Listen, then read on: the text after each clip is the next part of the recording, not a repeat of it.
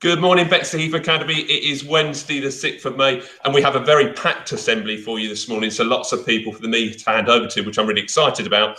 So I'll keep my section brief. Just a couple of things from me. Firstly, just a reminder about the week 4 assessments that I mentioned yesterday. Those are taking place next week. During the course of today, on the virtual learning dashboard on the Academy's website, I will update the timetable so that you have this week's timetable at the top, and then underneath that I'll include a timetable to next week, which just shows you what lessons the exams are taking place in. That will be nice and clear because the exam lessons will be highlighted in yellow, so you can see when your exams are going to take place throughout the week. Any problems, do get in touch with me, drop me an email, give me a phone call, and I can explain that process. But do check by about midday today, and that exam timetable will be up there. Just another reminder that Friday this week is a bank holiday, so there will be no live assembly on Friday, but there will be a recording going out, and there will be lots of activities for you to engage in throughout the day to keep you busy if you want. And again, do just check your daily email and do just check the virtual learning dashboard for details of those activities. Now, in today's assembly, a few things I'm going to hand over to Miss Doyle in a minute, who's going to talk about a great project this week for both staff and students, which I'm really excited about. She's got a great example in a minute. We're then going to hand over to Miss Gibbs in English, who's going to talk about some of the sensational work that's been going on in the English department this week.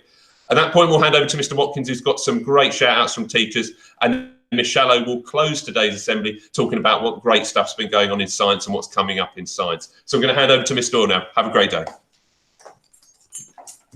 Morning everyone. So the competition that we'd like to run this week is to create our own BA National Gallery. So you might have seen some examples of this already on social media, but we would like you to have a go at recreating a famous piece of artwork. So that might be you taking a photo with it, you might be creative and you might do a different art project with it, and we're going to send out loads of different examples tomorrow morning with your daily email to sort of get those ideas going.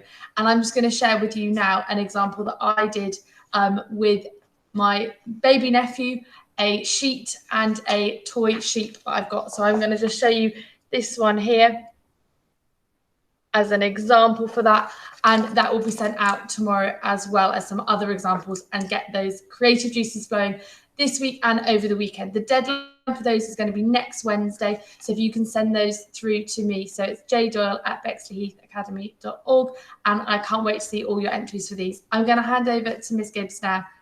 Have a great day. Good morning, guys. It's really bizarre to be seeing you like this. It's been a long time. I just wanted to share some of the fantastic work that Key Stage 3 have been doing in English this week. On Friday, they wrote to members of the community, elderly members of the community that have, a lot of them, been isolated for quite a long period of time. And I just wanted to share a letter that Abby Uphill in Year 7 wrote with you this morning. Dear member of the community, I hope you are doing well at such difficult times like this. The reason I'm writing to you is that so often we can share our experiences together. I know that this pandemic has been very hard for everyone, but if we pull through, we can come together as a country and be proud of what we've done. I know that this has had an impact on everyone's lives, but personally, I think that it's changed your life the most. Instead of being able to have your freedom, you've had to stay at home. You've had to rely on other people. I think that this is incredible. It is incredible how well the NHS staff are doing though. They've been really brave by risking their own lives to save others. What do you think? Life has changed drastically. For example, I can no longer go and see any of my friends and family. Also, I'm not allowed to go anywhere. Sometimes isolation can be fun when you're at home with loved ones, but it can also get boring. Finally, I have a quote for you. No matter how hard things are, push through until you achieve your goals. Yours sincerely, Abigail Uphill. And that was just one of many that we picked out to actually send on to some of the elderly members of our community. So just fantastic congratulations to Key Stage 3 for all their hard work. Thank you very much, guys. And I'm going to hand you over to Mr. Watkins.